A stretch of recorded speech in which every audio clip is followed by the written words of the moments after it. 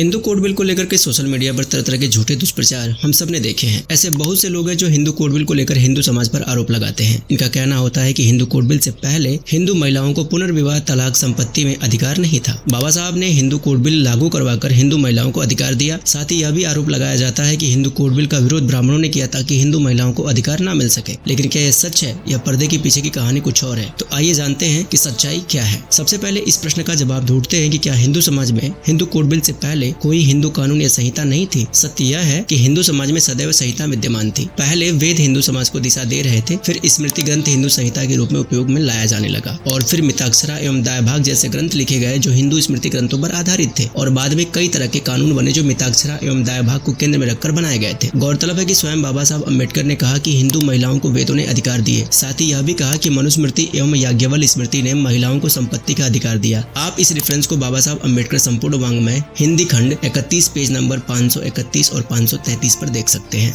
अतः स्पष्ट होता है कि हिंदू समाज में सदैव हिंदू संहिता विद्यमान थी। इसके अतिरिक्त भी आधुनिक भारत में हिंदू कोड बिल के पूर्व हिंदू समाज के सिविल अधिकारों के लिए बहुत से कानून थे। त्रावणकोर के महाराजा ने 11वीं शताब्दी में हिंदू समाज के सिविल अधिकारों के लिए कानून बना दिया था। इसके अतिरिक्त 1937 में बना स्त्री संपत्ति अधिकार का कानून भी काफी महत्वपूर्ण था। अब आइए आपको कुछ कानूनों की सूची दिखाते हैं जो कि हिंदू कोड बिल के पहले हिंदुओं के सिविल अधिकारों के लिए लागू थे। यहाँ पर आप सारणी में 11वीं शताब्दी से लेकर के 18वीं 19वीं शताब्दी में हिंदुओं के सिविल अधिकारों पर आधारित विभिन्न कानूनों की सूची देख सकते हैं। इस प्रमाण से बिल्कुल स्पष्ट हो जाता है कि हिंदू कोड बिल से बहुत पहले हिंदुओं के पास अपने सिविल अधिकारों के लिए कानून थे। अब जानते हैं कि क्या ब्राह्मणों ने हिंदू कोड बिल का विरोध किया और विरोध सिर्फ इसलिए ताकि हिंदू महिलाओं को अधिकार न मिल सके। इस बात में कितनी सच्चाई है? यह बात सत्य है कि बाबा साहब ने जिस हिंदू कोड बिल को पेश किया था उस पर विरोध था, लेकिन ये विरोध कांग्रेस के सदस्यों ने किया था। स्वयं राजेंद्र प्रसाद जी ने भी हिंदू कोड बिल का विरोध किया। इसके अतिरिक्त सिख समुदाय से आने वाले कुछ सदस्यों ने भी हिंदू कोड बिल का विरोध किया था। ऐसे में ये कहना कि बाबा साहब के द्वारा प्रस्तावित हिंदू कोड बिल का विरोध सिर्फ ब्राह्मण कर रहे थे, ये सरासर झूठ है और प्रोपेगेंडा है। यहाँ कुछ बुनियादी बातों को समझना बहुत जरूरी है। जो लोग हिंदू कोड बिल का विरोध कर रहे थे उनके विरोध करने का वास्तविक कारण क्या था? हिंदू कोड बिल का विरोध करने वालों का सबसे पहला तर्क था कि सरकार यह बिल हिंदुओं के लिए क्यों ला रही है, अल्पसंख्यकों के लिए ऐसा बिल क्यों नहीं लाया जा रहा। साथ ही यह भी तर्क था कि अभी चुनाव नहीं हुए, कोई भी सदस्य जनता के द्वारा चुना हुआ नहीं है, फिर इतनी जल्दीबाजी में ऐसा महत्वपूर्ण कानून क्यों लाया जा रहा है। कहा जाता है कि हिंदू कोड बिल का विरोध ब्राह्मणों ने किया, पर यह तथ्य है कि पूरे भारत के लिए हिंदू कोड बिल कानून बनाने का प्रयास महामहोपाध्याय द्वारा 1921 में किया गया और यह ब्राह्मण थे। इसके अतिरिक्त BN राव ने भी 1941 में हिंदू कोड बिल ला का मसौदा तैयार किया और ये भी ब्राह्मण थे। अतः यह बात यहीं पर झूठी साबित हो जाती है कि ब्राह्मण हिंदू कोड बिल के खिलाफ थे और उन्होंने हिंदू कोड बिल की खिलाफत की थी। अब बात करते हैं बाबा साहब अम्बेडकर जी ने हिंदू कोड बिल को किस आधार पर बनाया था। बाबा साहब डॉक्टर अम्बेडकर ने हिंदू कोड बिल को जिस आधार पर बनाया वो हिंदू ग्रंथ ही थे। मनुस्मृति, याज्ञवल्क्य स्मृति, पराशर स्मृति, वेद, ये सभी हिंदू ग्रंथ थे जिनका रेफरेंस लेकर बाबा साहब अम्बेडकर ने अपना हिंदू कोड बिल बनाया था या तैयार किया था। इस बात की पुष्टि बाबा साहब अम्बेडकर के उन भाषणों से हो जाती है जो उन्होंने हिंदू कोड बिल पर होने वाले बहस के दौरान कहा था। इसका रेफरेंस आप बाबा साहब अम्बेडकर संपूर्ण वाङ्मय हिंदी खंड 31 पेज नंबर 531, 533 और 522 पर देख सकते हैं। बाबा साहब ने हिंदू कोड बिल में विवाह संबंधी जो कानून बनाया उसमें विवाह के लिए सप्तपदी अनिवार्य शर्त थी। सप्तपदी एक वैदिक विवाह पद्धति है जिसमें अग्नि के 7 फेरे लगाने होते हैं। साथ ही बाबा साहब अम्बेडकर ने तलाक, पुनर्विवाह संबंधी कानून बनाने का आधार पराशर स्मृति से लिया और महिला संपत्ति अधिकार से संबंधी कानून मिताक्षरा के आधार पर बनाए। मिताक्षरा कानून हिंदू स्मृति ग्रंथों पर आधारित कानून है। अब यहाँ स्पष्ट हो जाता है कि बाबा साहब अम्बेडकर ने जो हिंदू कोड बिल बनाया उसका आधार हिंदू ग्रंथ ही थे। अब देखते हैं कि क्या हिंदू कोड बिल के पहले हिंदू महिलाओं को अपने पति से अलग रहने का अधिकार नहीं था, जिसे कि आज तलाक कहा जाता है, और क्या महिलाओं को पुनर्विवाह का अधिकार नहीं था? इसका जवाब स्वयं बाबा साहब अम्बेडकर ने इसी बहस के दौरान अपने भाषण में दिया था। बाबा साहब ने स्पष्ट कहा, जिस समय नारद स्मृति, पराशर स्मृति लिखी गई तो इस बात को मान्यता प्रदान की गई थी कि जब एक पति अपनी पत्नी को छोड़ देता है तो वह उसे तलाक दे सकती है। जब उसका पति मर जाता है या जब पति प्रवज्ञा ले लेता है तो वह दूसरा पति पाने की हकदार हो जाती है। अतः यहाँ बाबा साहब ने स्वयं स्पष्ट किया है कि हिंदू ग्रंथों के अनुसार हिंदू महिलाओं को तलाक और पुनर्विवाह का अधिकार था।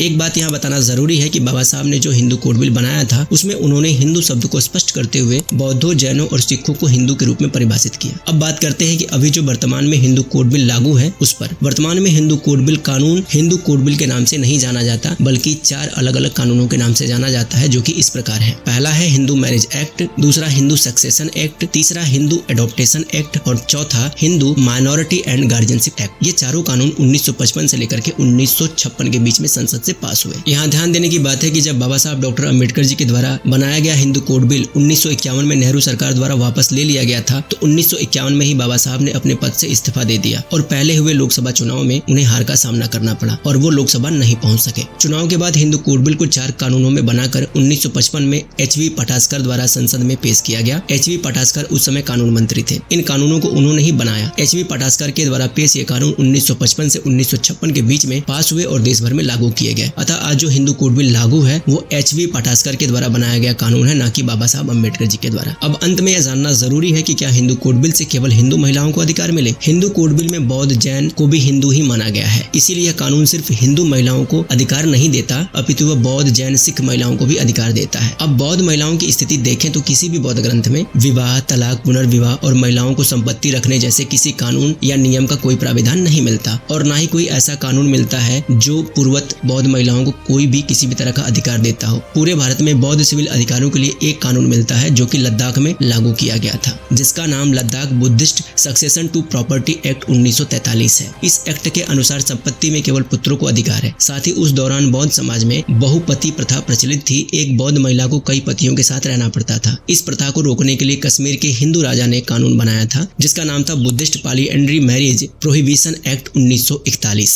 हिंदू कोड बिल आने से बौद्ध महिलाओं को संपत्ति रखने का अधिकार मिला, साथ ही विवाह, तलाक, पुनर्विवाह का भी अधिकार मिला। इसके अतिरिक्त बहुपति विवाह जैसी बौद्ध कुप्रथा से भी उनको आजादी मिली। अतः स्पष्ट है कि हिंदू कोड बिल से पहली बार बौद्ध महिलाओं को हिंदू के तौर पर परिभाषित करके कानूनी रूप से बौद्ध कुप्रथाओं से उनको मुक्त किया गया था। उम्मीद है कि आपको हमारी ये वीडियो पसंद आई होगी और हिंदू कोड बिल पर आधारित जितने भी भ्रम या झूठ है उनका निवारण हुआ होगा। अगर आपको हमारी ये वीडियो पसंद आई तो इस वीडियो को लाइक करें, शेयर करें और चैनल को सब्सक्राइब करना बिल्कुल ना भूलें। हम आगे आपसे फिर मिलेंगे इसी तरह के किसी झूठे प्रोपेगेंडा को एक्सपोज करते हुए। तब तक के लिए आप सभी को जय सिया राम, हर हर महादेव।